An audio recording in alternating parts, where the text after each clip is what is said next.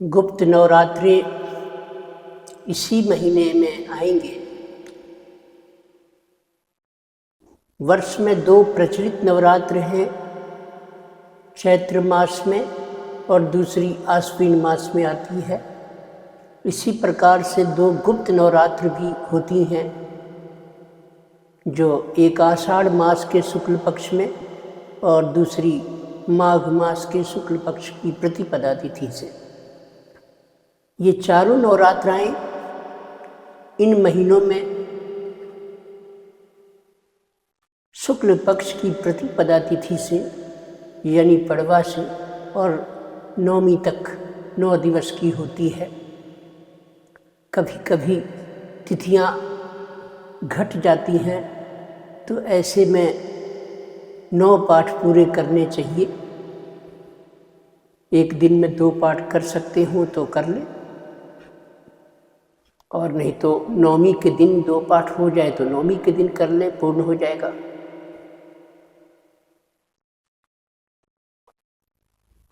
कभी भी जब भी नवरात्र आते हैं, शुक्ल पक्ष की प्रतिपदा तिथि से प्रारंभ होते हैं, चाहे वो चैत्र मास की नवरात्र हो या फिर आश्विन मास की हो या कोई गुप्त नवरात्र आषाढ़ मास की हो या फिर माघ मास की हो। शुक्ल पक्ष की प्रतिपदा तिथि से नवमी तक आती है। इस प्रकार 4 नवरात्रि होते हैं, 2 प्रचलित हैं और 2 गुप्त हैं। वैसे अगर आप हर महीने भी, बहुत से प्रेमी साधक गण हैं जो प्रत्येक महीने की शुक्ल पक्ष के प्रतिपदा तिथि से नवमी तक 9 दिवस का अनुष्ठान करते रहते हैं, 12 महीने।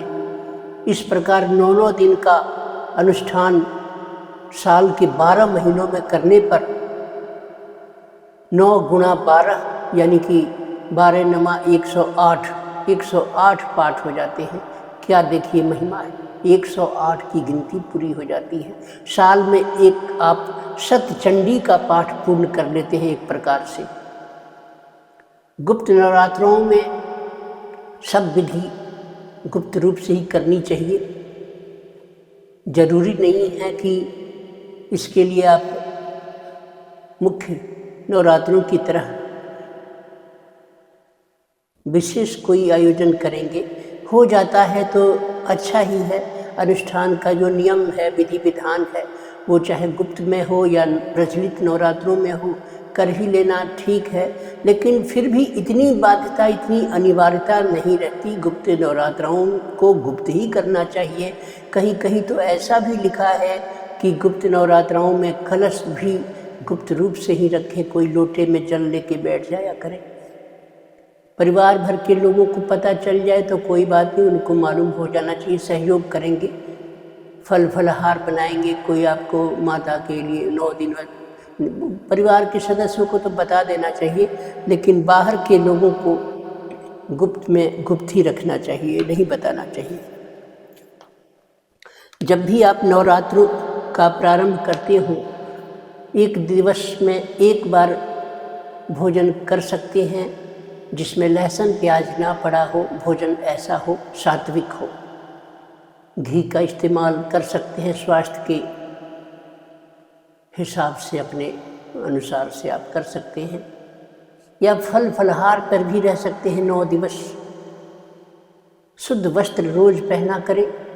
पूजा के दौरान ऊन का आसन या कुश की चटाई, कुश का आसन रखें, और उसके बाद आप धूप बत्ती अगरबत्ती रखें। घी का दीपक भी बहुत आवश्यक नहीं है, सिर्फ सरसों का तेल या तिल का तेल भी आप प्रज्वलित कर सकते हैं। प्रकाश से मतलब है, ज्योत जलने से मतलब है। कपूर कुछ ला के रख लिया कीजिए, कुछ लौंग, इलायची, और प्रसाद के लिए कुछ सामग्री आप जो भी इंतजाम कर सकते हो वो कर लिया करें।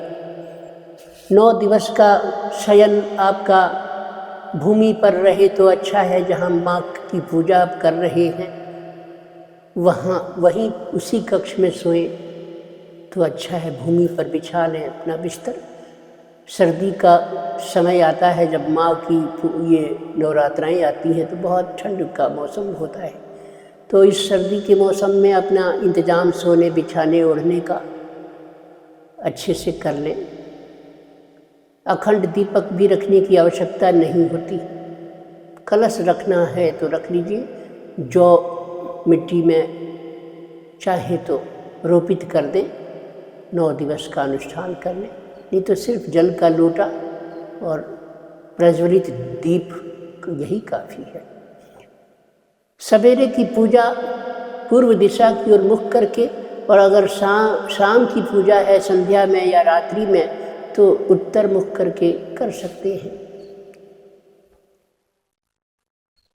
अब क्या है कि एक और बात बताता हूँ जो कहीं आपको नहीं मिलेगा। गुरुओं ने कहीं कहीं बताया, अगर विशेष भक्ति आपके दिल में है माँ के प्रति, जगदम्बा भवानी के प्रति, और आप अनुष्ठान कर रहे हो या रोज की पाठ पूजा में आप संलग्न रहते हो, नियमित पूजा आप करते हो जगदम्बा भवानी की, तो आप ये कर सकते हैं। ये किसी पुस्तक में ये नियम नहीं मिलेगा, लेकिन मैं आपको बता रहा हूँ, गुरुओं ने बताया है। वो ये है कि भरसक स्नान से निवृत्त होने के बाद बालों का कंघा ना करें, कॉम्बिंग ना करें, कंघा ना करें, बालों में कॉम्बिंग ना करें। बस सुखा लें, तौलिए से पोंछ लें, अपने हाथ से चाहें तो सेट करना चाहें तो कर सकते हैं, कॉम्बिंग ना करें। या बाल ऐसे ही नहाने के बाद उल्टे सीधे जैसे भी हैं बिखरे रहने दीजिए।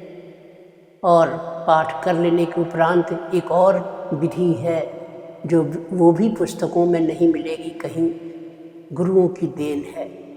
उसमें ये है कि जब भी जगदम्बा भवानी दुर्गा माता का कोई पाठ करते हो, चाहे वो आप अल्प समय देते हो, कवच अर्गला कीलक करके उठ जाते हो, सिद्धकुंज का स्तोत्र पढ़ के रह जाते हो, या फिर आप संपूर्ण पाठ करते हो, पाठ करने के उपरांत जब आप उठा करें तो उठते ही आसन को छोड़ न दें। उठते ही आप आसन को प्रणाम करें दोनों हाथ से, और आसन के नीचे जिस आसन पर आप बैठे थे ना, कोई कुश का हो आसन या कंबल का हो, जिस आसन पर आप बैठे थे उस आसन के नीचे की धरती को भी प्रणाम कर लें, और आसन को मोड़ दें, तुरंत आधा मोड़ दें या कोना मोड़ दें, और तब आप ले जाके कहीं, जहाँ कहीं उस आसन को रखते हो वहाँ रख दें, या वहीं छोड़ना है तो वहीं छोड़ दें, लेकिन एक राउंड एक बार फोल्ड कर दें और धरती को और आसन को प्रणाम करके ही उठें। अन्यथा पाठ का फल कई बार अन्य शक्तियाँ भी अपने कल्याण के लिए खींच लेती हैं, इसीलिए आसन को प्रणाम करना चाहिए। तीसरी बात एक और कहता हूँ इसी सिलसिले में। एक तो बताया कि स्नान से निवृत्त होने के बाद कॉम्बिंग ना करें, कंघा ना करें। दूसरा बताया आसन को और आसन के नीचे की धरती को प्रणाम कर लें। और तीसरी बात ये भी पुस्तक में नहीं मिलेगी, वो भी बता रहा हूँ। वो क्या है? वो ऐसा है कि जैसे ही आप पाठ से उठते हो, किसी से वार्तालाप ना करें, किसी से कुछ भी बात ना करें। कोई कुछ पूछ रहा हो आपसे, परिवार का सदस्य है, परिवार में बैठ के पाठ किया है, उठ रहे हों और कोई कहे भोजन दे दूं, कोई कहे दूध ला दूं, कोई कहे फलहार ला दूं, कोई कहे चाय ला दूं, कोई कुछ भी बोले, आप कोई उत्तर ना दें। पहले तुरंत जाकर एक घूंट दूध पी लें, चाहे वो गाय का हो तो बहुत अच्छा है, चाहे वो एक घूंट पी लें, आधा गिलास पी लें, एक गिलास पी लें, बोले नहीं, बैठकर आराम से जगदम्बा भवानी के पास और वहाँ पी लें, या दूध का भोग वहाँ रख लें गिलास विलास में, जहाँ कहीं आपने पाठ किया। मंत्रों का शब्द, मंत्रों के श्लोक, ये सब उस दूध में भी पहुँचेगा। दूध भी सुन रहा होगा आपके शब्द, आपके मंत्र, आपके पाठ को, और उसे पाठ के उपरांत तसल्ली से बैठकर माँ को भोग थोड़ा सा लगाकर और उसके बाद आप ग्रहण स्वयं कर लें। और पी लेने के बाद अब आप गिलास को फिर यथास्थान सिंक वगैरह में जाके रखाइए, जूठा गिलास, और हाथ को धो लें। अब जिससे बात करना है करिए। इससे क्या होता है, जपा हुआ मंत्र, किया हुआ पाठ या की हुई कोई भी साधना, चाहे नाम जप हो, चाहे मंत्र जप हो, आप चाहे कैसे भी भगवान से उपासना में जुड़ते हो, परंतु उठने के बाद आसन को प्रणाम करना और एक घूंट दूध पी लेना, ये बहुत अच्छा फलदायी हो जाता है। अच्छा, मान लीजिए कि गाय का दूध उपलब्ध नहीं हो तो भैंस का दूध तो माँ को अर्पण ना किया करें। जो चीज़ विधि सम्मत नहीं है उसे क्यों अर्पण करना। फिर आप एक घूंट जल पी लें। पाठ से उठें, दूध उपलब्ध नहीं है, गाय का नहीं मिल रहा, कोई भी परिस्थिति है, दूध फट गया, कुछ भी है परिस्थिति है, तो आप एक दो घूंट जल पी लें, शुद्ध जल पी लें। माँ को गंगा जल का भोग लगा दें, वही गंगा जल ही रख दें। मन करे थोड़ा मिश्री मुंह में रखकर मिश्री का भोग लगाए, वही प्रसाद मुख में रखकर, धागे वाली मिश्री होनी चाहिए, थोड़ा मिश्री का टुकड़ा ही मुंह में रख के पानी, दूध, कुछ भी ग्रहण कर लें। इस विधि से आप पाठ करें। दुर्गा सप्तशती बहुत चमत्कारी पाठ है। दुर्गा सप्तशती के पाठ से अकाल मृत्यु कभी नहीं होती साधक की, महारोग उसको कभी नहीं होता, महासंकट जिंदगी में उसके कभी नहीं आता। छिटफुट समस्याएं आती हैं, वो तो माँ ऐसे ही समाधान दे के भेजती है। समस्या आएगी लेकिन समाधान देकर आएगी, ये विश्वास रखना, मेरे जिंदगी का अनुभव है। दुर्गा सप्तशती के पाठ के अनेक लाभ हैं। कुछ मैं आपको मैंने बता रहा हूँ, क्योंकि मैं अब थोड़ा मैंने कागज़ पर लिख लिया है, कागज़ पर मैंने लिख लिया है, क्योंकि नोट बना लिया तो थोड़ा बोल दूँगा, ऐसे बहुत पॉइंट्स बहुत हैं, तो मैं फिर कहीं कोई लाइन विस्मृत हो जाए। तो देखिए, दुर्गा सप्तशती का 3 आवृत्ति पाठ करने पर, 3 राउंड संपूर्ण पाठ करने पर संकटों से शांति मिलती है। 5 बार अगर आप पाठ करते हो, एक दिन में कर ले, चाहे जैसे करें, 5 आवृत्ति पाठ करते हो तो ग्रह दोषों की शांति हो जाती है। कोई भी ग्रह चल रहे हो, दशा अंतरदशा, शांति, कष्ट नहीं देते।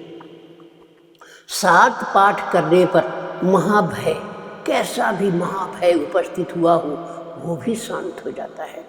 9 पाठ करने से प्राण संकट, प्राणों का संकट, जान जाने का खतरा, मृत्यु का भय, वो भी हट जाता है और शांति मिल जाती है। 11 पाठ करने पर राजा की कृपा प्राप्त हो जाती है, सरकार की कृपा प्राप्त हो जाती है।